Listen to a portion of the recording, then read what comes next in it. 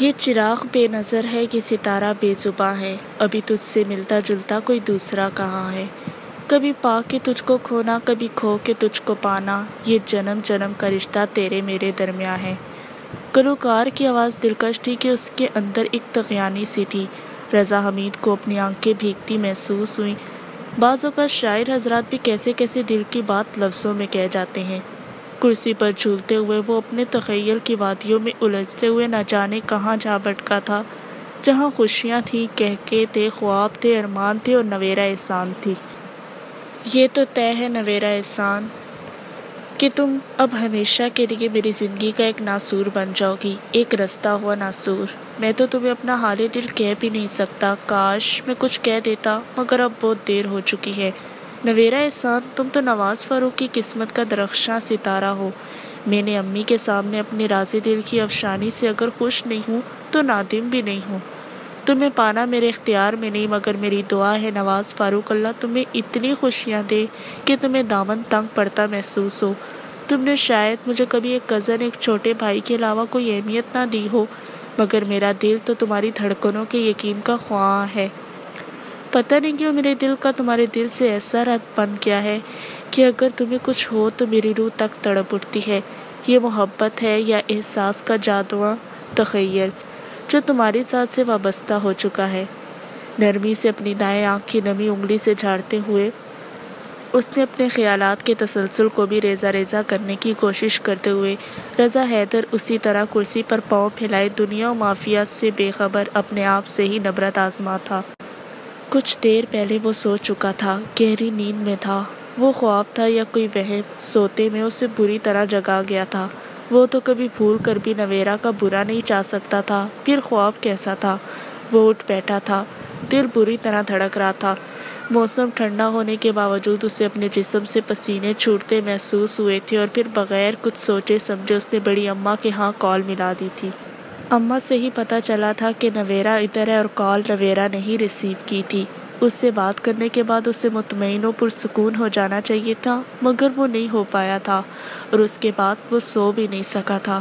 دل کو گویا پتنگے سے لگے ہوئے تھے، دل چاہ رہا تھا کہ ایک لمحہ بھی ضائع کیے بغیر نویرہ احسان تک جا پہنچے، اسے اپنی دل کی بے قراری بتائے، اپنے دل کے تمام رازوں کو اس پر آشکار کر دے، مگر وہ مجبور تھا بہت زیادہ۔ کمرے کے زیرو پاور کے بلب کی سبز روشنی ہر طرف پھیلی ہوئی تھی، نیند آنکھوں سے کوسوں دور تھی، دل کی وحشت کا عجیب عالم تھا۔ نویرہ احسان، تمہیں تو شاید گمان بھی نہ ہو یہاں کسی کی زندگی کن طوفانوں کی ضد پر ہے، کوئی کیسے جیتا ہے اور کیسے دل کو بہلاتا ہے۔ کاش محبت کرنا میرے اختیار میں ہوتا۔ وہ بلک اٹھا تھا، کیا دل کے زخموں سے خون رسنے لگا ہو؟ یہ رات رضا حمید پر بہت بھاری تھی۔ دل نے جس کی چاہ کی تھی، وقت گزرا تو دل کی چوری بھی کھلی اور تب کچھ بھی اختیار میں نہیں تھا۔ وہ نارسائی کا غم نہیں منانا چاہتا تھا، مگر یہ یاد بھی کیسے کیسے انسان کو دیوانہ بنا دیتی ہے۔ ہوش و خرد سے بیگانہ انسان مجنوں بن جاتا ہے، فرہاد کا لب پا لیتا ہے۔ ہائے انسان!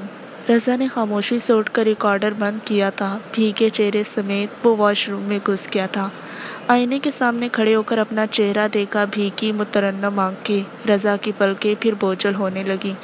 یا اللہ، میں سب کچھ مان چکا ہوں، میں نے اپنے دل کا اختیار تجھے سونپا، بس تو مجھے رسوا نہ کرنا۔ مجھے اپنی فکر نہیں، فکر ہے نویرہ احسان کی۔ وہ دودھ کی طرح پاک صاف لڑکی میری نارسائیوں میں، میری رسوائیوں کی حقدار نہیں۔ بس مجھے تھوڑا صبر دے دے، حوصلہ دے، مجھے اتنی استقامت بخش کہ اپنے نفس کے عذاب میں تنہا جھیل سکوں۔ منہ دھوتے، وضو کرتے اس کے ہونٹوں پر التجائیں تھی، صدائیں تھی، خاموش دعائیں تھیں۔ ماں کو اپنی کیفیت بتا چکا تھا۔ اس ماں کے اختیار میں اب کچھ بھی نہ تھا، اب اس کا درد سننے والا صرف اللہ تھا جس کے اختیار میں سب کچھ تھا۔ بے شک وہ برحق کہتا ہے، بے شک اللہ تعالیٰ ہر چیز پر قادر ہے۔ اس نے جائے نماز بچھائی تھی، بڑے خشوع و خضوع سے رکوع و سجود کرتے اس کے دل و دماغ کا غبار چھٹتا چلا گیا تھا۔ رفتہ رفتہ اس کے اندر ایک سکون کی کیفیت اترتی رہی، دل مطمئن ہوتا چلا گیا۔ دل کی وحشت و بے سکونی ایک مسحور کن ٹھہراؤ سے دوچار ہوتی چلی گئی۔ روح و قلب میں اطمینان کی صدائیں گونجنے لگیں۔ خدا کا کلام برحق ہے، اللہ نے سچ فرمایا ہے۔ اے ایمان والو، نماز اور صبر سے سہارا لیا کرو۔ مومن کی تو نشانی ہی یہی ہے کہ وہ ہر حال میں خدا کو پکارے، صرف اسی کے سامنے دستے دراز ہو، خدا کے حضور سر جھکائے، لرزتے دل، کانپتے ہونٹوں سے ہاتھ پھیلائے ہوئے اس کے ہونٹوں پر صرف یہی دعا تھی، یا اللہ نویرہ احسان کو ساری زندگی کی خوشیاں دے دے، میرے مقدر کی خوشیاں بھی اس کے نام لکھ دے، اسے ہر غم، ہر تکلیف، ہر ذلت و شرمندگی سے بچا لے پروردگار، اسے ہر غم و تکلیف سے بچا لے، اور مجھے صبر و سکون دے، میرے دل کی آگ بجھاتے، بے شک ہر چیز پر تو قادر ہے، میری ذات پر تیرا ہی اختیار ہے، بے شک تو رات کی تاریکیوں میں مانگی گئی دعائیں ضرور قبول کرتا ہے۔ اس کے لب ہولے ہولے ہل رہے تھے، اس کا دل عرش کی طرف محو پرواز تھا، رگوں پہ میں ایک سکون و اطمینان کی کیفیت اترتی چلی گئی تھی۔ بے شک اللہ تعالیٰ فرماتے ہیں، تم مجھے پکارو، میں تمہاری پکار کا جواب ضرور دوں گا۔ نویرہ احسان کو اپنے اعصاب اپنے بس سے باہر ہوتے ہوئے محسوس ہوئے تھے۔ شارق زمان اس پر جھکا تھا۔ نویرہ احسان اپنی پھٹی پھٹی آنکھوں سے کچھ سمجھنے کی پوزیشن میں بالکل بے سد کھڑی تھی۔ پیچھے دیوار تھی، دائیں بائیں فرار کی تمام راہیں مسدود تھیں اور سامنے وہی تھا۔ اعتبار اس طرح بھی مجروح ہوتا ہے، اسے کبھی گمان بھی نہ تھا۔ اپنے یوں بھی نفس زنی کرنے چلے آتے ہیں۔ نویرہ کی پلکوں سے آنسو بہتے چلے گئے۔ کیوں روتی ہو؟ اتنے اہم ہے یہ موتی، اتنی بے دردی سے بہاؤ گی تو باقی کیا رہ جائے گا؟ ویسے بھی مجھے عورتوں کا آنسو بہانا زہر لگتا ہے، مگر اس وقت تم پر پیار آ رہا ہے۔ نویرہ احسان میرے سامنے، میرے یوں اتنے قریب ہے، میں اسے چھو سکتا ہوں، محسوس کر سکتا ہوں۔ وہ واقعی ہوش میں نہیں تھا۔ شارق زمان اگر ہوش میں ہوتا تو اسے احساس ہوتا کہ وہ کیا کر رہا ہے، کیا کہہ رہا ہے، اور سب سے بڑھ کر کس کے سامنے کہہ رہا ہے۔ شارق زمان نے اسے کندھوں سے تھام لیا تھا۔ نویرہ کو لگا جیسے کسی نے آگ میں جھونک دیا ہو، پورا بدن جل اٹھا، وہ تڑپ تڑپ اٹھی۔ شارق زمان کی عصبی گرفت میں مچل گئی۔ چھوڑو مجھے، خدا کے لیے چھوڑو۔ بڑی شدید مزاحمت لیے وہ اس کی عصبی گرفت سے اپنا آپ چھڑانے کو تڑپ رہی تھی، مگر شارق زمان پر اس کے رونے، گڑ گڑانے، مچلنے، تڑپنے کسی بھی عمل کا اثر نہ ہوا تھا۔ نویرہ کی چادر اس کے کندھوں سے گر کر قالین پر اپنے ہی پیروں تلے الجھ گئی تھی۔ خدا کے لیے شارق بھائی اتنا ظلم نہ کریں، چھوڑیں مجھے، کچھ تو خیال کریں، میں آپ کی عزت اس خاندان کی بیٹی ہوں۔ نویرہ کے حواس آہستہ آہستہ بحال ہو رہے تھے، وہ چیخ رہی تھی، مگر دوسری طرف اس وقت انسان نہیں، کوئی جلاد، صرف شیطان تھا جس پر اس کی کسی بھی چیخ و پکار کا قطعی اثر نہ تھا۔ رونا، گڑ گڑانا قطعی بے سود تھا۔ اتنا شور کیوں کر رہی ہو؟ یہاں کوئی نہیں آئے گا۔ تمہیں شاید علم ہو کہ میرا یہ روم ساؤنڈ پروف ہے، پھر اماں میڈیسن لے کر سوئی ہیں، اتنی جلدی نہیں اٹھیں گی۔ اس کے چیخنے چلانے پر شارق زمان نے برہمی سے اسے جھڑک دیا تھا۔ چھوڑے مجھے نہیں اندازہ تھا آپ اتنے گھٹیا ہو سکتے ہیں۔ میری اماں اتنا اعتبار کرتی تھی آپ پر، خدا کے لیے اتنا تو سوچے، میں کوئی غیر نہیں، سگی چچا زاد ہوں آپ کی۔ نبیل بھائی، نواز، اماں، کسی کا تو خیال کریں۔ اس کی گرفت میں وہ بھرپور مزاحمت کر رہی تھی۔ نویرہ، مجھے مجبور نہ کرو کہ میں تم پر ہاتھ اٹھاؤں۔ اسے کسی بھی طرح قابو میں نہ آتا دیکھ کر شارق زمان پھنکارا تھا۔ اس کی پھنکار میں نویرہ کو اژدہوں کی سی لپک محسوس ہوئی۔ ویسے اتنی نازک سی تو ہو، یہ قیامت کی سی مزاحمت کہاں سے آ گئی تمہارے اندر؟ دوسرے ہی لمحے وہ نرمی سے پوچھ رہا تھا۔ خدا کے لیے مجھ پہ ترس کھائیں، چھوڑیں مجھے۔ نویرہ کو اپنے جسم سے جان نکلتی محسوس ہو رہی تھی، بس لگ رہا تھا کہ کسی بھی پل روح اس کے جسم کا ساتھ چھوڑ جائے گی۔ تم مجھ پر رحم کھاؤ، تمہیں واقعی مجھ پر ترس نہیں آ رہا؟ یقین کرو کبھی میں نے کسی عورت کو اپنا اتنے قریب نہیں پایا۔ ہزاروں سے دوستی ہے، حسن بہت ہے، مگر اندر سے سب خالی ہے، اور تم؟ اس نے نویرہ کی آنسوؤں سے لبریز نگاہوں کو بغور دیکھا تھا اور پھر مسکرایا تھا۔ اور تم ان سب سے مختلف ہو۔ پہلی دفعہ تمہارے اسی ڈھکے چھپے انداز نے مجھے تمہاری طرف راغب کیا تھا۔ ایسی عورت بہت بڑا راز ہوتی ہے، تم میرے دل کے اندر زخم کرتی گئی ہو، تم جانتی ہی نہیں تم ہو کیا۔ نویرہ کا دل رو دیا، ایک دم اللہ سے دل سے موت کی دعا مانگی۔ ایسے بھی لوگ ہوتے ہیں، بے ضمیر گھٹیا۔ نویرہ احسان، جو ہمیشہ اپنے آپ کو سینچتی سنبھالتی آئی تھی، اسکول و کالج کے دوران ہزارہا والہانہ نگاہوں نے پیام دیے تھے، مگر کبھی نگاہ اٹھا کے نہ دی۔ صرف اس لیے نہیں کہ اسے یہ پسند نہیں تھا، صرف اس لیے کہ اس کے مذہب میں اس کی گنجائش نہیں تھی۔ اس کی تربیت میں یہ اثر نہیں اور یہ شخص نہ جانے اس کے کن گناہوں کا اثر تھا۔ وہ پھوٹ پھوٹ کر روئی۔ انتہائی کیفیت میں اس نے شارق زمان کا چہرہ گریبان نوچ کھسوٹ ڈالا۔ نہ جانے اس کے اندر اتنی طاقت ایک دم کہاں سے آ ٹھہری تھی۔ شارق زمان اسے بازو کی گرفت میں لیے مسلسل اس کے ہاتھ روکنے کی کوشش میں تھا، مگر وہ قابو میں ہی نہیں آ رہی تھی۔ شارق زمان نے بازو اس کی کمر سے ہٹا کر اسے دونوں ہاتھوں سے تھامنا چاہا تھا، تبھی وہ اسے پیچھے دھکیلتی بستر سے اتر کر بھاگی تھی۔ آٹومیٹک دروازے کا بورڈ گھبراہٹ و افراتفری میں اس سے کھل نہیں رہا تھا۔ لمحوں میں شارق زمان اس کے سر پر تھا۔ نویرا، تم خواہ اپنا بھی وقت ضائع کر رہی اور میرا بھی۔ اسے بازو سے پکڑ کر اس نے غصے سے چھڑکا تھا۔ نویرا نے نفرت سے اس کے منہ پر تھوک دیا۔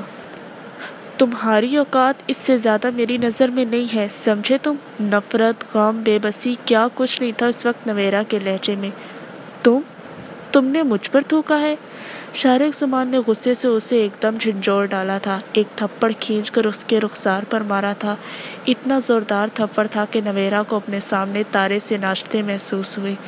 بہت لحاظ کر رہا ہوں میں تمہارا، اب نہیں۔ تم میری خوابگاہ میں ہو، اب میری مرضی سے ہی باہر نکل سکتی ہو۔ اس کے وحشی لہجے کی پھنکاریں ایک پل کو نویرا کے اعصاب کو سہا گئی تھی، مگر اگلے ہی لمحے وہ بپھر گئی تھی۔ میں مر جاؤں گی شارق زمان، مگر تمہارے ناپاک ارادے پورے نہیں ہونے دوں گی۔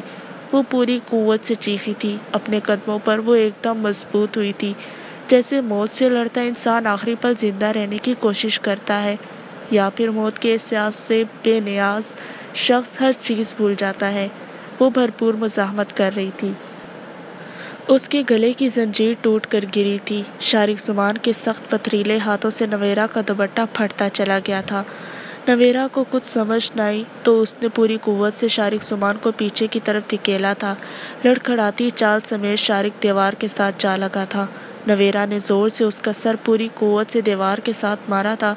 اس وقت اس کے سر پر اپنے آپ کو بچانے کا سودا سوار تھا، چاہے کچھ بھی ہو۔ ایک لمحے کو تو شارق زمان بھی بے حواس ہوا تھا۔ ہاتھوں کی گرفت خود بخود ڈھیلی ہوئی تھی۔ نویرا نے اس لمحے سے فائدہ اٹھایا تھا۔ فوراً دروازے کی طرف بڑھی تھی، ہینڈل گھمایا مگر دروازہ نہیں کھل رہا تھا۔ شارق زمان سنبھل رہا تھا، اپنے سر کو تھامتے وہ حرکت کر رہا تھا۔ اس سے پہلے کہ وہ نویرا کے قریب پہنچتا، نویرا نے انتہائی بے بسی سے دروازے کی طرف دیکھا تھا اور پھر باتھ روم کی طرف۔ اس کی آنکھوں میں چمک آئی تھی۔ باتھ روم میں گھس کر اس نے نہ صرف دروازہ لاک کیا تھا بلکہ چٹکنی بھی چڑھا دی تھی۔ دروازے کے ساتھ لگ کر وہ تھر تھر کانپنے لگی تھی۔ دروازہ کھولو نویرا، دروازہ کھولو۔ شارق زمان دروازے کو ٹھوکریں مار رہا تھا، مگر نویرا پوری قوت سے دروازے سے ٹیک لگائے کھڑی رہی۔ وہ تو بمشکل بچ پائی تھی، اب کیسے اس قید سے نکلتی؟ جوتے وہیں کہیں رہ گئے تھے۔ ٹھنڈا فرش اس موسم میں اس کے وجود کو نقصان پہنچا سکتا تھا، مگر جب انسان ہر احساس سے بیگانہ ہو جائے تو پھر دوسری حاجات بہت بے معنی سی محسوس ہونے لگتی ہیں۔ دروازہ زور زور سے دھکیلا جا رہا تھا۔ نویرا کو محسوس ہوا کہ کہیں وہ دروازہ توڑ کر اندر داخل نہ ہو جائے۔ اس کے دل کا خوف بڑا تھا۔ وہ ایک دم دروازے سے ہٹ کر چاروں طرف دیکھنے لگی۔ باتھ روم میں صرف یہی ایک دروازہ تھا، ایک روشن دان تھا، مگر وہ بہت اونچا تھا۔ وہاں تک وہ پہنچ بھی جاتی تو باہر نکلنا ناممکن تھا، کیونکہ وہ روشن دان گھر کے آگ میں نہ جانے کس طرف کھلتا تھا۔ اب صرف ایک ہی صورت رہ جاتی تھی کہ وہ اسی قید خانے میں رہ کر اپنے بچاؤ کا سامان کرتی۔ واش بیسن کے اوپر لگے شیشے کے اوپر شیو کا سارا سامان رکھا ہوا تھا، شیمپو، برش، ہر چیز تھی۔ نویرا کا ذہن لمحوں میں ہر نفع و نقصان سے آزاد ہوا تھا۔ شیونگ سامان میں پڑا ہوا بلیڈ کا پیکٹ اس نے تھام لیا تھا۔ باہر ابھی بھی دروازہ پیٹا جا رہا تھا۔ شارق زمان ابھی بھی چیخ رہا تھا۔ ایک نظر دروازے کو دیکھتے اس نے پیکٹ میں سے ایک بلیڈ نکال لیا تھا۔ باقی پیکٹ مٹھی میں دبائے اس نے وہ بلیڈ اپنی انگلیوں میں کھڑا کیا تھا۔ یا تو مر جاؤں گی یا مار ڈالوں گی۔ اس کی آنکھوں میں ایک عزم سا پیدا ہوا تھا۔ سارا ڈر، خوف و ہراس اپنے پاؤں پر سر رکھے بھاگ نکلا تھا۔ علی نے کال کر کے ڈاکٹر مرتضیٰ کو بلایا تھا۔ ڈاکٹر نے آتے ہی چیک اپ کے بعد ایک انجیکشن لگایا تھا۔ ڈاکٹر، کوئی پریشانی والی بات تو نہیں؟ سعید احمد کافی متفکر تھے۔ طاہرہ بیگم بھی پاس بیٹھی ہوئی تھی۔ نہیں، بس موسمی اٹیک لگ رہا ہے۔ فزیکلی تو بچی نارمل ہی محسوس ہو رہی ہے، ہاں ہو سکتا ہے کوئی ذہنی ٹینشن ہو۔ انہوں نے دونوں میاں بیوی کو دیکھا تھا اور سعید احمد نے طاہرہ کو، وہ خود بھی حیران تھی۔ فرح کو بیٹھے بٹھائے کس ٹینشن نے آ لیا کہ وہ منٹوں میں غافل ہو گئی؟ نہیں، ٹینشن تو کوئی نہیں، اچھی بلی رہی تھی سارا دن۔ ہاں، موسمی اٹیک ہو سکتا ہے، انہوں نے فوراً تردید کی تھی۔ ڈاکٹر نے سر ہلاتے پیڈ پر کچھ میڈیسن لکھ دی تھی۔ سعید صاحب یہ منگوا لیں، اوپر درج ہدایت کے مطابق یوز کروائیں، انشاءاللہ صبح تک بچی کی طبیعت بحال ہو جائے گی۔ سعید صاحب نے پرچہ تھام لیا تھا۔ چند ہدایات کے بعد ڈاکٹر صاحب رخصت ہو گئے تھے۔ فرح ابھی بھی غنودگی کی کیفیت میں تھی۔ علی خاموشی سے بستر کی دوسری طرف بیٹھا ہوا تھا۔ فرح ان سب کی لاڈلی ہی نہیں، چہیتی بھی تھی۔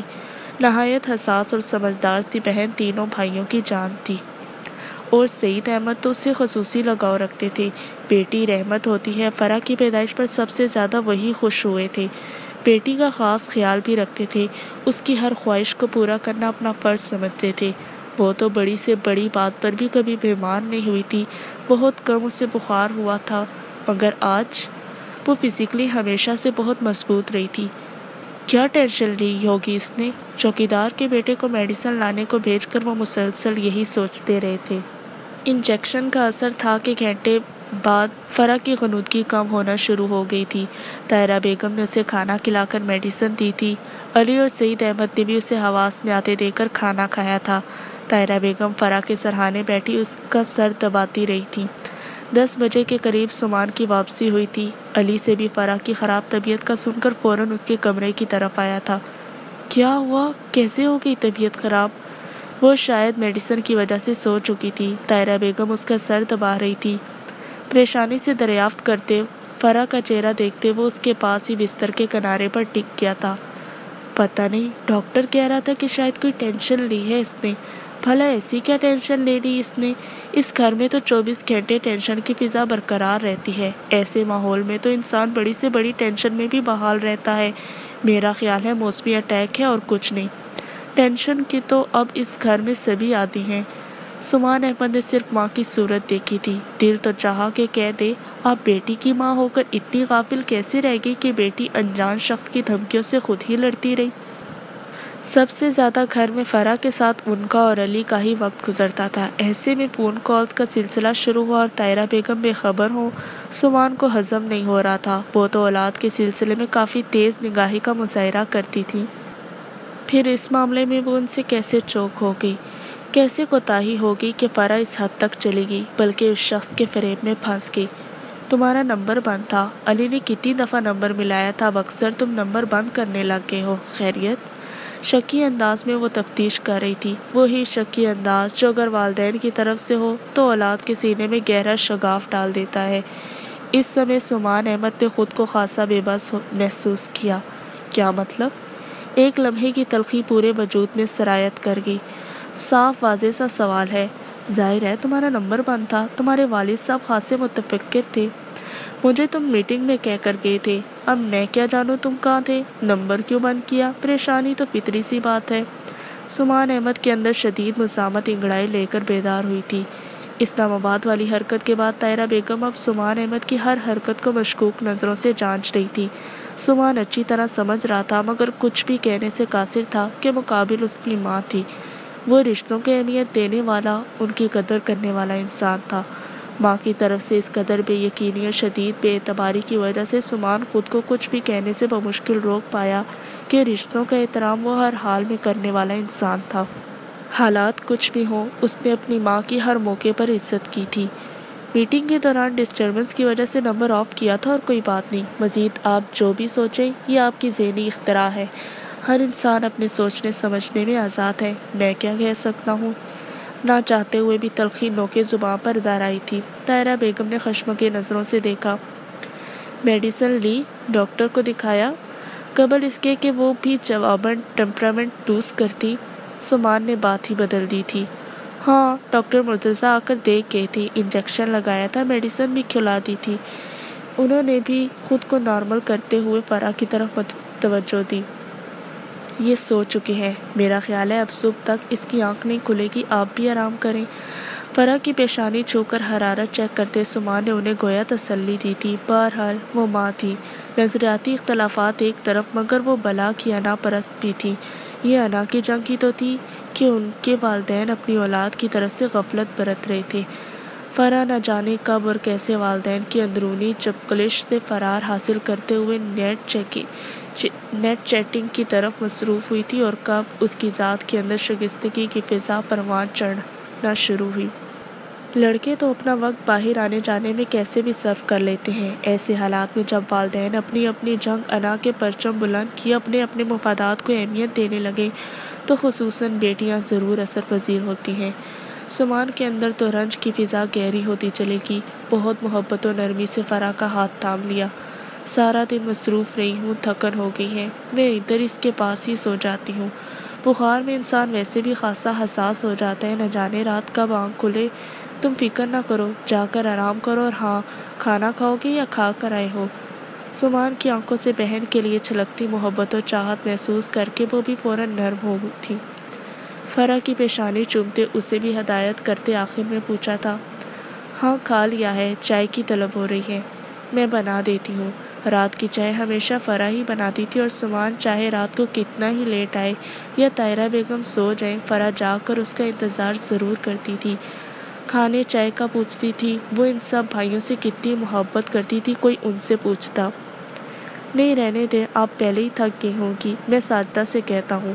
سمان کو رات کے اس پہر اپنے لیے ماں سے کچھ کروانا اچھا نہ لگا، فوراً منع کیا۔ ماجدہ تو اپنے کوارٹر میں چلی گئی ہے، برتن دھوتے ہی میں نے اسے بھیج دیا تھا، میں خود بنا لیتا ہوں، آپ فکر نہ کریں۔ سمان کمرے سے نکل کر اپنے بیڈ روم میں چلا آیا تھا۔ کپڑے چینج کر کے کچن میں آ کر اس نے اپنے لیے چائے بنائی تھی۔ علی اور سعید احمد اپنے اپنے کمروں میں جا چکے تھے۔ سمان احمد چائے کا مگ لیے بیرونی تمام لائٹس آف کرنے، لاک چیک کرنے کے بعد اپنے کمرے میں واپس آ گیا تھا۔ آج سارا دن بہت مصروفیت اور بھاگ دوڑ میں گزرا تھا۔ صوفے پر بیٹھ کر چائے پیتے سمان احمد کو اپنے جسم کی تھکاوٹ کا احساس ہوا۔ پہلے آفس، شام سے پہلے چچی کے ہاں جانا، وہاں سے واپسی پر فرح پر گھر آنا، فرح سے ساری تفصیل جاننا، پھر واپس میٹنگ کے لیے جانا، اور اب پھر گھر آنا، اور فرح کی یہ کنڈیشن۔ آج کا دن صرف جسمانی ہی نہیں، ذہنی مشقت سے بھی بہت بھاری رہا تھا۔ چائے پیتے سمان احمد کے ذہن میں بھی ایک کشمکش برپا تھی۔ فرح کو پہلے ای میلز کرنے والا، پھر پھول کارڈ خط بھیجنے والا، اور اب کالز کے ذریعے تنگ کرنے والا کون ہو سکتا ہے؟ سمان جتنا بھی سوچ رہا تھا اتنا ہی الجھ رہا تھا۔ سمان نے چائے ختم کر کے اپنا موبائل نکالا تھا۔ CLI پر درج نمبر سمان احمد کے حافظے میں فیڈ ہو چکا تھا۔ سمان نے فوراً نمبر ملایا تھا۔ سمان کے پاس اتنا کریڈٹ ضرور تھا کہ وہ آرام سے تفصیلی طور پر تنگ کرنے والے کو اپنے موبائل سے جج کرتا۔ 5ویں بیل پر کال ریسیو کر لی گئی تھی۔ ہیلو، بہت فریش بھاری مردانہ آواز تھی۔ آواز اتنی جانی پہچانی محسوس ہوئی کہ سمان ایک سیکنڈ کو کچھ بھی نہ سوچ سکا۔ ہیلو، سمان احمد، یار کال کی ہے تو بول کیوں نہیں رہے؟ خیریت ہے نا؟ ہیلو ہیلو، سمان بولو یار۔ سمان کو اپنے دائیں کان میں گونجنے والی آواز اپنے ذہن پر کسی ہتھوڑے کی مانند برستی ہوئی محسوس ہوئی۔ سمان احمد کو ایک لمحے کو محسوس ہوا تھا کہ اس نے غلط نمبر ڈائل کیے ہیں۔ جلدی سے اسکرین دیکھی، مگر نمبر وہی تھے، مگر آواز۔ ہیلو، یہ تمہارا نمبر ہے؟ سمان کو اپنی آواز بھی اجنبی محسوس ہوئی۔ ہاں، یہ میرا ہی نمبر ہے، دوسری طرف سے تصدیق کی گئی تھی۔ دوسرا نمبر پھر کس کا ہے؟ سمان نے دوبارہ پوچھا تھا۔ اب اس کے لہجے میں صاف اور واضح تلخی تھی۔ وہ بھی میرا ہی ہے، دراصل یہ نمبر بہت کم یوز کرتا ہوں، چند ایک کو پتہ ہے یہ نمبر۔ ویسے تمہیں یہ نمبر کہاں سے ملا؟ وہ پوچھ رہا تھا۔ سمان کو اپنے اعصاب پر جذباتیت کا دورہ پڑتا محسوس ہوا، ورنہ وہ تو خاصے ٹھنڈے اور دھیمے مزاج کا مالک تھا، مگر لگتا تھا کہ اس آواز نے اس کے اندر کی ساری سوجھ بوجھ ختم کر دی تھی۔ فرح سے سمان احمد کو اپنی ہی آواز اجنبی اور سرد سی محسوس ہوئی۔ دوسری طرف بالکل خاموشی چھا گئی تھی۔ اور وجہ کیا ہے؟ یقیناً سمجھ گئے ہوگے۔ تمہیں شرم تو نہ آئی یہ سب کرتے ہوئے؟ یہ کھیل کھیلتے ہوئے اتنا تو سوچا ہوتا کہ تمہارا ہم سے کیا رشتہ ہے؟ فرح اتنی بھی نہ سمجھ نہیں تھی جسے تم نے اپنی مطلب برابری کے لیے منتخب کیا۔ کیا بگاڑا تھا اس نے تمہارا؟ بولو، جواب دو۔ کیا مقصد تھا تمہارا اس سارے ڈرامے کا؟ سمان احمد کو اول تو غصہ نہیں آتا تھا، مگر جب آتا تھا تو بلا کا آتا تھا۔ اس وقت بھی گرجتے برستے سمان احمد اور دھیمے سرجتے ہوئے سمان احمد میں زمین و آسمان کا فرق تھا۔ دوسری طرف موجود شخصیت بالکل خاموش تھی۔ سمان میں اس نے کچھ توقف سے اپنے آپ کو بحال کرتے لب کشائی کی تو زبان سمان کے نام پر ہی ساتھ چھوڑ گئی۔ Shut up! نفرت محسوس ہو رہی ہے مجھے تم سے۔ یہ گھٹیا حرکت تو ایک کچے نہ سمجھ ذہن کی مرہون منت ہی ہو سکتی ہے۔ تم جیسے میچور شخص سے میں یہ توقع نہیں کر سکتا۔ کیا حق حاصل ہے تمہیں میری بہن کے جذبات و احساسات سے کھیلنے کا؟ اتنا تنہا اور لاوارث سمجھ رکھا ہے تم نے اسے، جو کچھ بھی کرتے پھرو کسی کو خبر بھی نہیں ہو سکتی۔ تمہاری ایک حرکت کی بدولت وہ اس وقت سب سے نظریں چرانے پر مجبور ہے۔ کاش تم اندازہ لگا سکتے تم سے بات کرنے کے بعد وہ کیسے ہوش و حواس سے بیگانہ بخار سے تپ رہی ہے۔ سمان میں تم مذاق بکواس نہیں کرو۔ سمان نے انتہائی غم و غصے سے مغلوب اسے اپنی بات مکمل ہی نہیں کرنے دی تھی۔ تمہارے لیے یہ مذاق تھا؟ واہ کیا بے نیازی ہے، کسی کی جان گئی اور آپ کی ادا ٹھہری۔ شیم آن یو! آئندہ میرے گھر کے نمبر پر کال کرنے کی پہلے سوچنا۔ یہ تمہارا امریکہ نہیں ہے، پاکستان ہے، اور تمہیں یہ گھٹیا کھیل کھیلنے کے لیے وہیں ایسی لڑکیوں کی خاصی تعداد مل جائے گی۔ غصے سے پھنکارتے سمان احمد نے کال ڈسکنیکٹ کر دی تھی۔ غصے سے موبائل بستر پر پٹک کر سمان نے اضطرابی انداز میں کمرے میں چکر لگانا شروع کر دیے تھے۔ اوہ مائی گاڈ! اتنا بڑا دھوکہ! غصے سے ٹہلتے سمان کو اپنے اعصاب چٹکنے محسوس ہوئے، یوں جیسے خون کی جگہ بارود بھر گیا ہو رگوں میں۔ ادھر سے ادھر ٹہلتے موبائل پھر بج اٹھا تھا۔ سمان نے قدم روک کر بستر کی طرف دیکھا تھا۔ قریب آ کر موبائل اٹھا کر دیکھا تو اسکرین پر جگمگانے والا نمبر دیکھ کر سمان احمد کا غصہ پھر سوانیزے پر جا پہنچا۔ ایڈیٹ! سمان نے کال ڈسکنیکٹ کر دی تھی۔ ایک سیکنڈ بعد پھر موبائل بج رہا تھا۔ سمان نے انتہائی غصے سے موبائل آف کر کے سرہانے پھینک دیا تھا۔ سمان احمد کو دوبارہ اپنی نارمل کیفیت میں آنے کے لیے اچھی خاصی جدوجہد کرنا پڑی تھی، ورنہ اعصاب تو یوں بکھرے تھے گویا کوئی لاوا پھٹا ہو۔ اتنا بڑا دھوکہ، اتنا سنگین مذاق، اتنا لاؤبالی پن! سمان جو سوچ رہا تھا سلگ رہا تھا۔ کسی کے لیے شاید یہ سب ذہنی تسکین تھی، مگر سمان احمد کو اس جرأت پر اپنی ہی رگوں میں خون کی جگہ شرارے دوڑتے محسوس ہو رہے تھے۔ فرح ان کی نہایت سلجھی ہوئی سمجھدار بہن تھی۔ ماں باپ کی اندرونی چپکلش نے اسے وقت سے پہلے بڑا کر دیا تھا۔ فرح کے آنسو سمان کو ایک دفعہ پھر اپنے سینے پر گرتے شعلوں کو ہوا دیتے محسوس ہوئے تو سمان نے انتہائی طیش و غضب سے اپنی مٹھی اپنے دائیں ہاتھ پر ماری تھی۔ مسلسل ہوتی بیل سے اس کی نیند ٹوٹی تھی۔ انتہائی ناگواری سے شارق سمان نے اطراف میں دیکھا تھا۔ سرہانے پڑا موبائل مسلسل بج رہا تھا۔ اپنی نیند میں یہ خلل اسے بہت گراں گزرا تھا، تاہم نیند ٹوٹ چکی تھی۔ کوہنیوں کے بل تھوڑا سا اوپر کھسکتے اس نے کال ریسیو کی تھی۔ Hello sir! صبح فجر کے قریب احسان منصور پر کانٹیننٹل ہوٹل سے اپنی بیگم شہوانہ اور اپنی ساس کو لے کر اپنے فلیٹ میں واپس جا رہا تھا کہ کچھ نامعلوم لوگوں نے ان کی گاڑی پر فائرنگ کر دی تھی۔ احسان منصور کا ڈرائیور تو موقع پر ہی جاں بحق ہو گیا تھا، تاہم باقی تینوں شدید زخمی ہیں، بلکہ احسان منصور کو تو سرے سے کچھ ہوا ہی نہیں، صرف گولی اس کے بازو کو چھوتے ہوئے گئی تھی۔ لگتا ہے فائرنگ کرنے والوں کا ہدف وہ تھا بھی نہیں۔ شہوانہ اور اس کی ماں کی حالت کافی سیریس ہے، اسپتال میں فوری ریسکیو سروس نے پہنچایا تھا۔ ایس پی انجم خان اطلاع ملتے ہی فوراً اسپتال پہنچے تھے۔ افتخار تو جیسے ہی مجھے پتا چلا تھا کہ احسان منصور نے نکاح کی ساری کارروائی پر کانٹیننٹل کے ایک کمرے میں سر انجام دی ہے تو فوراً اسے آگاہ کیا تھا۔ وہ وہاں چلا گیا تھا، اس سے رابطہ ہوا ہے، وہ بھی اسپتال پہنچ چکا ہے۔ اب آپ بتائیں ہم کیا کریں؟ ایس پی انجم خان بار بار آپ کا پوچھ رہے ہیں۔ دوسری طرف سے سنائی دی جانے والی خبر سے شارق سمان کی ساری ناگواری پل میں ختم ہوئی تھی۔ وہ لمحوں میں حواس میں لوٹا تھا۔ تم لوگ ادھر ہی رہو، ابھی میں نہیں آ سکتا، مگر تم مجھے مسلسل اطلاع دیتے رہو۔ ایس پی انجم خان کو کہہ دینا ساری کارروائی کا پتہ چلائے۔ اب مزہ آئے گا لالا منصور سے مقابلہ کرنے کا۔ بڑا آیا تھا مجھے دھمکیاں دینے والا۔ تمہارا کیا خیال ہے اس سارے عمل میں کس کا ہاتھ ہو سکتا ہے؟ سر، صاف نظر آ رہا ہے یہ لالا منصور کی ہی حرکت ہو سکتی ہے۔ جس طرح گولی نے صرف اس کے بیٹے کو چھوا ہے، صاف پتہ چل رہا ہے۔ عمران نے آرام سے تجزیہ کیا تھا۔ اور شہوانہ اور اس کی ماں، اس کی کنڈیشن کیسی ہے؟ کیا خیال ہے بچ پائیں گی یا نہیں؟ پرسوچ انداز تھا، بلکہ کسی حد تک شفاق بھی۔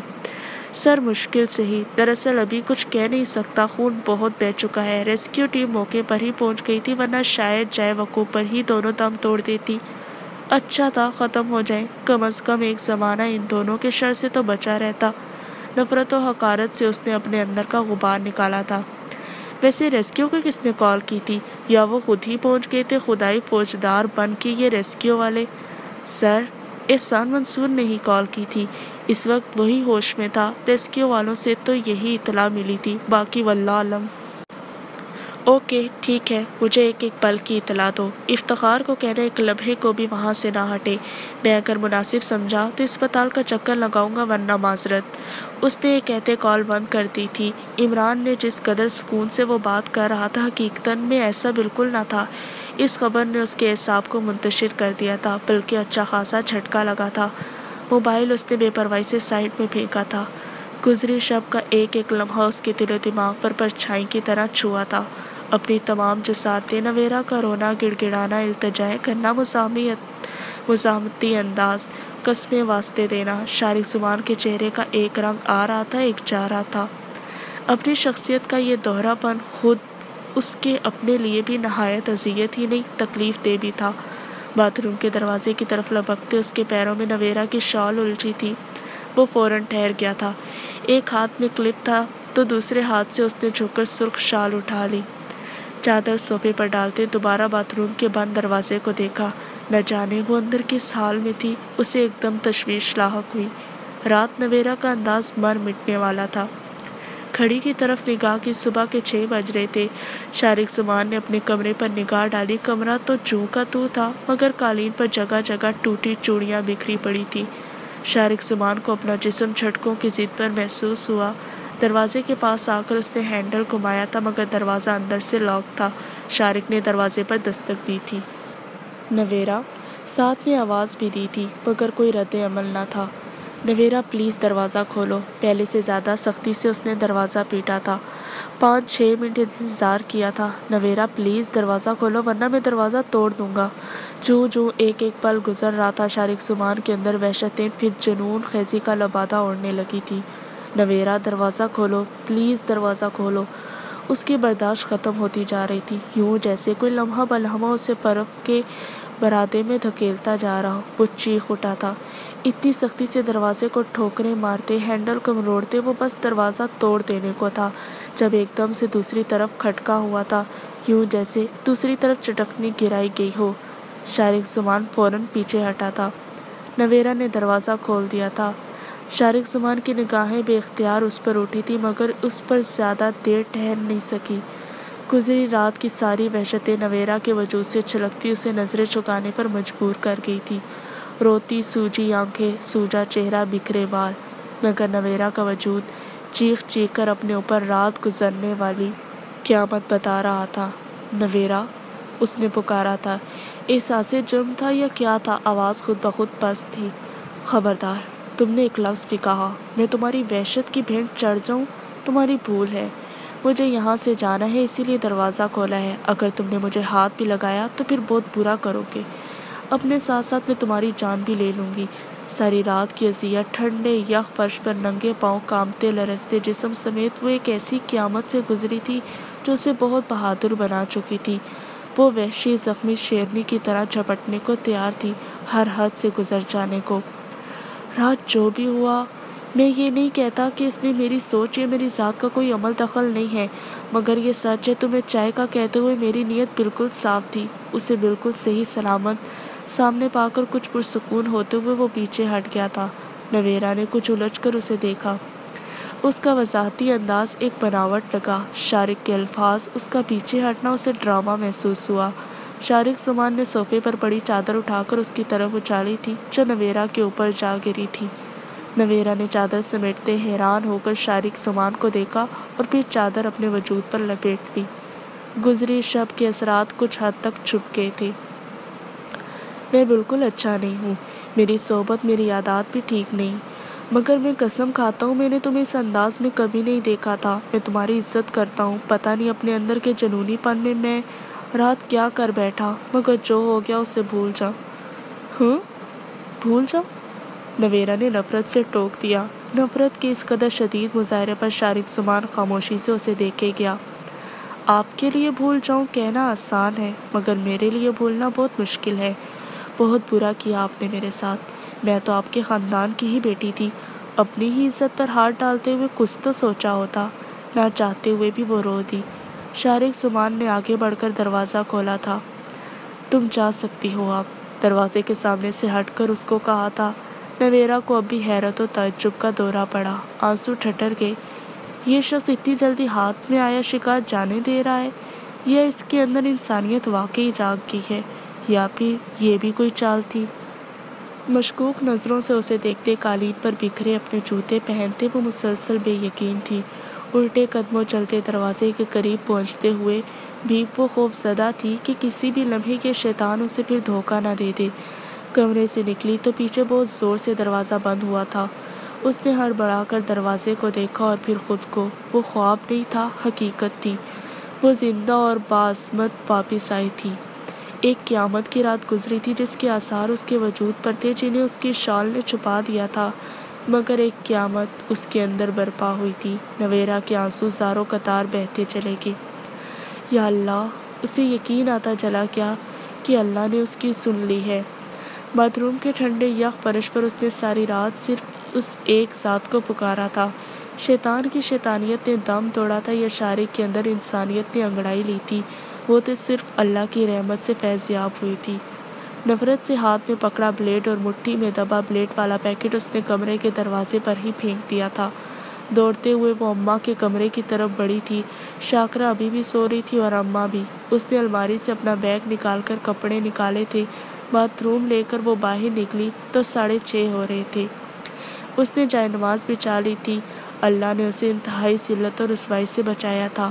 اس پر اللہ کا شکر واجب تھا۔ رو رو کر رکوع سجود کرتے اسے نہیں پتا چلا تھا کہ ساری رات اپنے حواس کو قابو میں رکھتے وہ کب بے حواس ہو کر زمین پر گری تھی۔ صبح ناشتے کی ٹیبل پر سبھی تھے۔ تم کالج نہیں جا رہے؟ اسے اسی طرح گھریلو حلیے میں دیکھ کر حمید صاحب نے پوچھا۔ نہیں، ابھی نہیں جاؤں گا، 10 بجے کے قریب جاؤں گا، آج پیریڈ لیٹ ہوں گے۔ آرام سے چائے پیتے اس نے کہا تھا۔ رمشا نے ناشتہ کرتے ایک اچٹتی نظر اس پر ڈالی۔ آج کل وہ کچھ ٹھنڈا ٹھار یا پھر بڑا سنجیدہ محسوس ہو رہا تھا۔ پھر ایسا کرو رمشا کو اس کے کالج چھوڑ دو، مجھے ابھی ایک ڈیلر سے ملنا ہے، 8:30 بجے کی ٹائمنگ ہے، تم گھر پر ہی ہو تو یہ کام کر لو۔ حمید صاحب پراپرٹی ڈیلنگ کا کام کرتے تھے، اچھا خاصا کاروبار تھا۔ اپنی طبیعت اور فطرت سے ہٹ کر فاروق بھائی یا دیگر کے ساتھ کاروبار شیئر کرنے کے بجائے اپنے حصے کی پراپرٹی سے انہوں نے اپنا یہ ذاتی کاروبار شروع کیا تھا، جو اب رفتہ رفتہ خاصے وسیع پیمانے پر پھیلتا جا رہا تھا۔ دراصل جب نیت صاف ہو اور محنت کرنے کا جذبہ ہو، خوب سے خوب ترقی جستجو ہو، پھر ترقی کرنا کچھ ناممکن بھی نہیں ہوتا، اور یہی وہ کر رہے تھے۔ جی اچھا۔ خلاف توقع بغیر بھویں اچکائے یا چہرے پر بل لائے اس نے حامی بھر لی تھی۔ رمشا کے اندر خود سی ہونے لگی۔ اتنا نارمل رویہ اسے قطعی ہضم نہیں ہو رہا تھا۔ رضا حمید نے بائک نکالی تو وہ بھی چادر اوڑھے بیگ لیے چلی آئی۔ رضا نے گیٹ کے سامنے بائک سٹارٹ کی تو رمشا اچک کر اس کے پیچھے بیٹھ گئی۔ تمہیں غصہ نہیں آ رہا؟ بائک جیسے ہی مین روڈ پر چڑھی رمشا نے پوچھ لیا۔ کس بات کا غصہ؟ دوسری طرف خاصا تعجب تھا۔ یہی کہ میں تمہارے ساتھ ہوں تو مجھے کالج چھوڑنے جا رہے ہو۔ دوسری طرف رضا بالکل چپ رہا تھا۔ رمشا کو قطعی ناکامی ہوئی تھی، وہ کلس کر رہ گئی۔ وہ جذباتی سی لڑکی تھی، ہر چیز کو انتہا پر جا کر سوچتی تھی، اب بھی جذباتیت کی ضد پر آ گئی۔ اب بھی رضا کی چپ سے اسے لاتعلقی کا واضح اظہار محسوس ہوا، اپنے وجود کی واضح نفی۔ نہ جانے کیا سمجھتا ہے یہ تنم خان خود کو، جیسے کسی ریاست کا نواب ہے۔ مجھے بھی شوق چڑھا ہوا ہے اس الو کو سر آنکھوں پر بٹھانے کا۔ دماغ خراب ہے میرا، عقل گم ہو گئی ہے میری۔ وہ سارا راستہ جلتی بھونتی رہی، منہ میں ہی بڑبڑاتی رہی۔ رضا نے اس کے کالج کے سامنے بائک روکی تو وہ بھی چونکی۔ وہ خیالوں میں اتنی مگن تھی کہ پتہ ہی نہیں چلا تھا کہ اب کالج آ گیا۔ آج تو بڑی شرافت سے رضا نے اسے کالج پہنچایا تھا، بغیر تیز رفتار کے۔ اسے شدید حیرت کا جھٹکا لگا تھا۔ واپسی پر کون لینے آئے گا؟ اتر کر سامنے آتے اس نے رضا کو دیکھا۔ سادہ رات والے سوٹ میں بھی وہ اچھا خاصا گڈ لکنگ اور ہیرو ٹائپ لگ رہا تھا۔ گیٹ سے گزرتی کتنی لڑکیوں نے مڑ کر دیکھا تو فرحت و انبساط کے ساتھ ملکتی اور فخر کے احساس نے بھی رمشا کے اندر پھوار سی بکھیر دی۔ پتہ نہیں، شاید ابو ہی آئے۔ میں تو یونیورسٹی چلا جاؤں گا۔ آج تو رضا کی طرف سے اچھی خاصی شرافت تھی۔ نویرا کو پھر جھٹکا سا لگا۔ دونوں ہی حالت جنگ میں رہنے والے تھے، مگر کسی ایک کی پسپائی دوسرے کو اب خوشی کے گہرے جذبے کے بجائے حیرانگی اور تفکر کے احساس سے دوچار کر رہی تھی۔ اب یہیں کھڑے رہنا ہے یا پھر اندر بھی جانا ہے؟ رمشا وہیں کھڑی تھی جب قریب سے گزرتے کسی منچلے نے بھرپور وسلنگ کی تھی، جسے دونوں نے دیکھا اور محسوس کیا تھا۔ رضا کے چہرے کی سرخی ایک دم بڑھی تھی، سختی سے اسے ٹوک دیا تھا۔ رمشا اپنی جگہ ہجل ہوتے فوراً گیٹ سے اندر گھس چکی تھی۔ اسٹوپڈ! سر جھٹکتے اس نے دوبارہ بائک سٹارٹ کر لی تھی۔ گھر جانے کے بجائے اس نے بائک کو شارق زمان کے گھر کی طرف موڑ لیا تھا۔ رات رکوع و سجود کرتے ہوئے وہ روحانی طور پر پرسکون ہو گیا تھا، مگر نویرہ احسان کی طرف سے غیر محسوس سی خلش، فکر مندی کی لہر اس کو پریشان کرتی رہی تھی۔ یونیورسٹی لیٹ جانے کا شیڈول طے کرتے اس نے پکا ارادہ کیا تھا کہ یونیورسٹی جانے سے قبل وہ نویرہ سے ضرور ملے گا، ورنہ اسے یقین تھا وہاں جا کے بھی سارا وقت وہ خدشات و تفکرات سے گھرا رہے گا۔ چوکیدار بابا نے اسے سلام کرتے گیٹ کھول دیا تھا۔ رضا بائک اندر لے آیا تھا۔ اندر آتے ہوئے اس نے گھڑی دیکھی، 9 بج رہے تھے۔ سارے گھر میں بالکل خاموشی چھائی ہوئی تھی، جیسے یہاں کسی انسان کا وجود ہی نہ ہو۔ راہداری سے گزرتے ادھر ادھر دیکھتے وہ بڑی اماں کے کمرے کی طرف بڑھا تھا۔ اندر کا منظر دیکھتے ہی وہ دروازے پر ہی ٹھٹک گیا تھا۔ بستر پر پڑا وجود اور نویرہ کی کلائی چیک کرتے شارق زمان کو دیکھ کر رضا کو اپنے وجود میں جھٹکے سے محسوس ہوئے۔ تو نویرہ ٹھیک نہیں، میرا دل مجھے درست سائن دے رہا تھا۔ نویرہ کے بے سود سراپا اور زرد چہرے کو دیکھتے ہوئے وہ فوراً اندر بڑھا تھا۔ السلام علیکم، کیا ہوا؟ بستر کے کنارے ٹکے نویرہ کی کلائی تھامے شارق زمان نہیں، واجدہ بیگم اور شاکرہ نے بھی اسے دیکھا تھا۔ وعلیکم السلام، آؤ بیٹا۔ پتہ نہیں کیا ہوا اسے، رات تو اچھی بھلی تھی، صبح میری آنکھ کھلی تو یہ جائے نماز پر الٹی گری تھی، میری تو چیخیں نکل گئی۔ شاکرہ کو اٹھایا تو یہ خود اسے اس حال میں دیکھ کر پریشان ہو گئی تھی۔ اللہ کا شکر ہے شارق اپنے کمرے میں تھا، فوراً اٹھا کر بستر پر ڈالا، ڈاکٹر کو بلایا ہے، ابھی چیک کر کے گیا ہے، انجیکشن لگا گیا ہے، کہہ رہا تھا کہ تھوڑی دیر میں ہوش آ جائے گا۔ اماں اسے تفصیل بتا رہی تھی، وہ لب بھیجے سب سنتے نویرہ کے زرد چہرے کو دیکھے گیا۔ کوئی چینج نہیں اماں، میرا خیال ہے اسپتال لے جانا چاہیے، اس کی ہارٹ بیٹ نارمل نہیں ہے، ہر دوسری بیٹ مس ہو رہی ہے۔ نویرہ کی کلائی چھوڑ کر وہ کنارے سے اٹھتے ہوئے بہت سنجیدگی بلکہ ستے ہوئے چہرے سے کہہ رہا تھا۔ رضا تو شارق کے الفاظ سن کر دنگ رہ گیا تھا۔ ہائے اللہ، یہ کیا ہو گیا ہے؟ بیٹھے بٹھائے بچی پر کیا قیامت آ پڑی کہ دل کی دھڑکن نارمل نہیں ہو رہی؟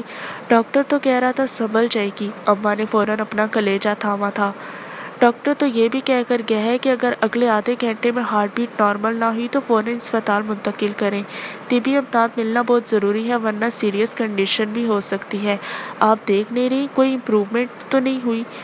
ایک دم وہ تلخ ہوا تھا۔ جھنجھلاتے ہوئے اس نے اندر کی اذیت باہر منتقل کی تھی۔ شاکرہ، جاؤ لاؤنج میں ٹی وی کے پاس میری گاڑی کی چابی ہے، لے کر آؤ۔ دوبارہ بے سود پڑے وجود کو دیکھتے ہوئے اس نے کہا تھا۔ اندر آندھی طوفان کا موسم تھا، شاکرہ کو ایک دم پہیے لگے تھے، اگلے ہی سیکنڈ وہ چابی لے آئی تھی۔ رضا، تم گاڑی ڈرائیو کر لیتے ہو؟ جی۔ رضا جو ابھی تک صورتحال سمجھنے کی کوشش کر رہا تھا ایک دم الرٹ ہوا۔ تو گاڑی سٹارٹ کرو، میں اسے لاتا ہوں۔ اسے گاڑی کی چابی تھما کر وہ نویرہ کی طرف جھکا تھا۔ اماں آپ فکر نہیں کریں، یہ ٹھیک ہو جائیں گی، میں کال کروں گا۔ شاکرہ، میرے بیڈ پر میرا موبائل اور والیٹ ہے، اٹھا لاؤ، ہری اپ۔ نویرہ کو بازوؤں میں اٹھائے وہ تیزی سے باہر نکل گیا تھا۔ وہ جو کر چکا تھا اس کا خمیازہ اب اسے ساری عمر بھگتنا تھا۔ ستے ہوئے ذہن سے وہ یہی سوچ رہا تھا۔ احساس ندامت ایسا تھا کہ جس کا سفر شاید ہی ختم ہوتا، اب ساری زندگی اسی ندامت سمیت گزارنی تھی یا پھر ایک قطعی قدم اٹھانا تھا۔ ذہن کی بے چارگی نہ جانے کس کس رخ پر محو پرواز تھی۔ انہیں اسپتال پہنچنے میں قطعی دیر نہ ہوئی تھی۔ 9 بجے کے بعد اسکول و کالج کا زور کم ہو جاتا تھا۔ کام دھندے پر بھی نکلنے والے کب کے نکل چکے تھے، سڑکیں پرسکون تھی۔ پھر نویرہ کی کنڈیشن کے پیش نظر رضا نے گاڑی بھی کافی تیز رفتاری سے ڈرائیو کی تھی۔ نویرہ کو فوراً ICU میں لے جایا گیا تھا۔ شارق زمان ذاتی مراسم والے اسپتال میں لایا تھا۔ یہاں کے ڈاکٹر سے اس کے خاص تعلقات تھے، فوری ٹریٹمنٹ دیا گیا تھا۔ مریضہ کو لگتا ہے کوئی گہرا شدید صدمہ پہنچا ہے، ہارٹ کنڈیشن نارمل نہیں ہو رہی، بلڈ پریشر لو ہے، شدید خطرناک حد تک۔ جب تک دل کوئی امپروومنٹ نہیں دکھاتا کچھ کہا نہیں جا سکتا، آپ دعا کریں مریضہ کا بلڈ نارمل کنڈیشن میں پاور کرے۔ جب تک بلڈ ریس نہیں کرے گا کچھ بھی کہنا بعید از وقت ہے۔ رضا شارق کے پاس ہی کھڑا تھا، اس کے پوچھنے پر کہ وہ کیسی ہے ڈاکٹر نے بتایا تھا۔ رضا کو اپنا چہرہ فک ہوتا محسوس ہوا۔ ڈاکٹر اس کا فک چہرہ دیکھ کر اس کے کندھے کو تھپتھپا کر آگے بڑھ گئے۔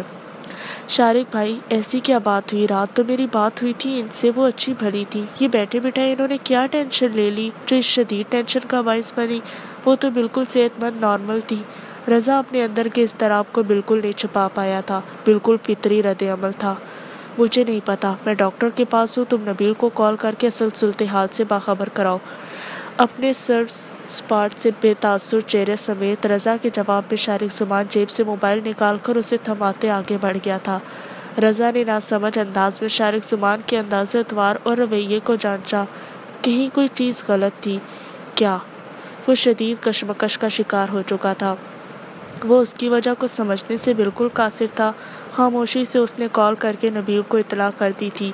نبیل آفس کے لیے نکل چکا تھا، نویرا کی کنڈیشن سن کر فوراً آنے کو کہا تھا۔ اس کے بعد اس نے اپنے اور پھر فاروق چچا کے ہاں اطلاع دی تھی۔ نویرا کی شدید بلکہ سیریس حالت اب ہر کسی کے علم میں آنا لازم تھی۔ موبائل بند کر کے وہ بے بسی و بیچارگی سے گلاس وال کو دیکھے گیا جس کے پار وہ ڈاکٹروں کی ٹیم کے رحم و کرم مشینوں میں جکڑی گویا ساری دنیا سے بے نیاز ہو چکی تھی۔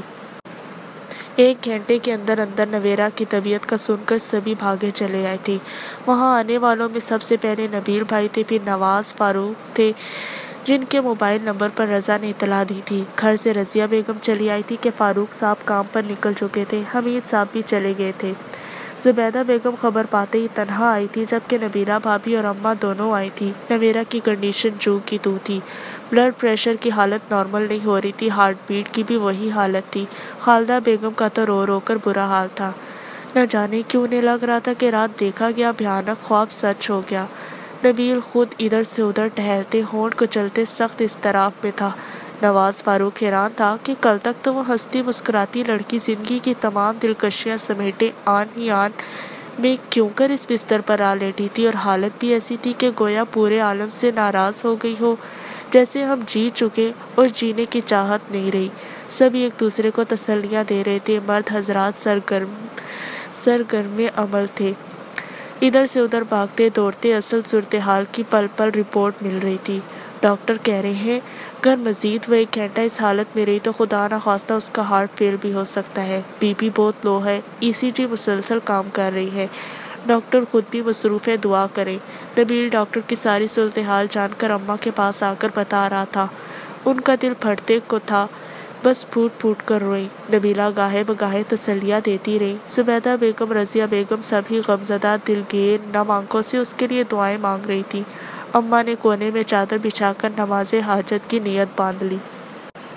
نواز ادھر سے ادھر ٹہلتے گلاس وال کے پاس آ کھڑا ہوا جس کے پار وہ خود تھی۔ شارق زمان نے صرف ایک لہجے کو نواز فاروق کو دیکھا تھا، پھر رخ بدل لیا۔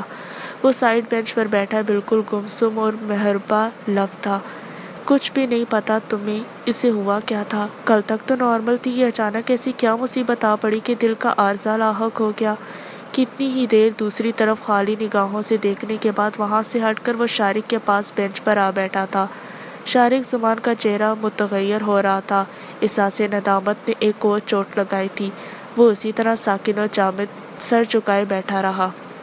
نواز اس کی طرف سے کچھ پل جواب کا منتظر رہا تھا، پھر خود ہی کہنے لگا، رضا کے کال کرنے پر تو میں حیران رہ گیا تھا، نویرا اس طرح اسپتال میں ہو، ناممکن، مگر یہاں آ کر اپنی آنکھوں سے دیکھ کر بھی یقین نہیں آ رہا۔ میں ڈاکٹر کے پاس جا رہا ہوں، چلو کہ تم دونوں؟ نبیل بھائی دونوں کے پاس آ ٹھہرے تھے۔ دونوں کو کیا تھا؟ شارق زمان نواز کو اٹھتے دیکھ کر خود بھی اٹھ گیا۔ مریضہ کا دل خون پاور کرنے میں دقت پیش کر رہا ہے، کیا انہیں پہلے بھی ایسا کوئی اٹیک ہوا ہے؟ ڈاکٹر شیب نے ان سے پوچھا تھا۔ نہیں ڈاکٹر صاحب، میری بہن تو بہت پرفیکٹ فزک کی مالک رہی ہے، بڑے سے بڑے صدمے میں بھی یہ نارمل رہی ہے، شاید ہی سالوں بعد بخار میں مبتلا ہوئی ہو، मौसमी नज़ला ज़ुकाम भी बहुत कम रहा है इसको। हमारे तो ख़ानदान में भी किसी को दिल का अर्जा लाहक नहीं रहा, फिर भला वो कैसे इस मर्ज़ का शिकार हो सकती है। इस मर्ज़ का ताल्लुक ज़रूरी नहीं मौसी ही हो, बाज़ औक़ात इंसान पर ज़रूरत से ज़्यादा बोझ भी नहीं बर्दाश्त से ज़्यादा पड़े तो दिल की धड़कन मुतासिर होती है। कोई सदमा, कोई टेंशन, प्लीज़ हमसे कुछ न छुपाइए। हमें लग रहा है कि मरीज़ा के न रोने पर भी असर हुआ है, जिसकी वजह से उनका दिल ज़्यादा मुतासिर हुआ है। नहीं डॉक्टर साहब, खुदा न ख्वास्ता ऐसी कोई सूरत हाल पेश नहीं आई। ये तो गमों में भी मुस्लिहत तलाश करने वाली लड़की है, तारीकी में भी रोशन पहलू निकाल लेती है। ख़ानदान में भी दूर दूर तक किसी फौरी सदमे या टेंशन वाली बात नहीं हुई। चंद दिनों बाद इसकी शादी है, ये तो बहुत खुश थी। नबील की वजाहत पर डॉक्टर ने सर हिलाया था। ओके, आप लोग हौसला रखें, हम पूरी कोशिश करें। दिल की हालत कदरे संभलती है तो इंशाल्लाह फिर ज़िंदगी के बहुत इम्कानात होंगे। डॉक्टर उन्हें तसल्ली देकर वहाँ से चला गया था। नवाज, ये क्या हो रहा है? मेरी कुछ समझ में नहीं आ रहा। दुआ करो वो बच जाए। नबील ने आगे बढ़कर नवाज का सहारा लिया था। नवाज ने धीरे से उसे सीने से लगा लिया। हौसला रखो, वो बच जाएगी इंशाल्लाह, उसे कुछ नहीं होगा। अगर तुम भी हौसला हारोगे तो अम्मा और भाभी को कैसे हौसला दोगे? Please be brave. बहुत अपनाइयत स्वभाव से समझाते नबील भाई की पुष्ट नवाज ने थपकी थी। शारी खामोशी से वहाँ से हट गया। मज़ीद इन 4 जानलेवा घंटों के इंतज़ार और डॉक्टरों की कोशिशों से नवेरा का बीपी अप होना शुरू हुआ था। ईसीजी मशीन की कंडीशन कदरे बेहतर थी। डॉक्टर बहुत पुरुमीद थे। हार्ट बीट अब पहले की तरह मिस नहीं हो रही थी। खून की आमदोरफ्त भी नॉर्मल हो रही थी। इसका मतलब था कि मरीज़ा का एसाबी निज़ाम शदीद कशमकश से बाहर आ रहा था। न्यूरोनल सिस्टम की हालत बेहतर होने की देर थी कि अगले घंटे तक नवेरा का बीपी खासी हद तक इम्प्रूव हो चुका था। डॉक्टर ने उन सब को मरीज़ा की बेहतर कंडीशन में इम्प्रूव करने की खुशखबरी सुनाई थी। नवेरा को किसी भी लम्हे होश आ सकता था, ताहम न्यूरोनल सिस्टम अभी बहाल ना हुआ था। उसे कुछ घंटों तक मुकम्मल पुरसकून रखने की ज़रूरत थी। खबर क्या थी, गोया नई ज़िंदगी मिली थी सबको। अम्मा ने वहीं बिछी चादर पर नफल की नीयत बांध ली थी। उसकी कंडीशन के बायस डॉक्टर्स ने उसे अभी तक इंतहाई नगहदाश्त के रूम में ही रखा हुआ था। जब तक वो खुद से होश में न आ जाती उसी तरह मशीनों में जकड़ी हुई थी। सबके लिए फ़िलहाल यही बहुत था कि वो अब ख़तरे से बाहर है। नवेरा की तबीयत का सुनकर फारूक चचा भी आ गए थे। दोपहर तक हमीद साहब भी चले आए थे।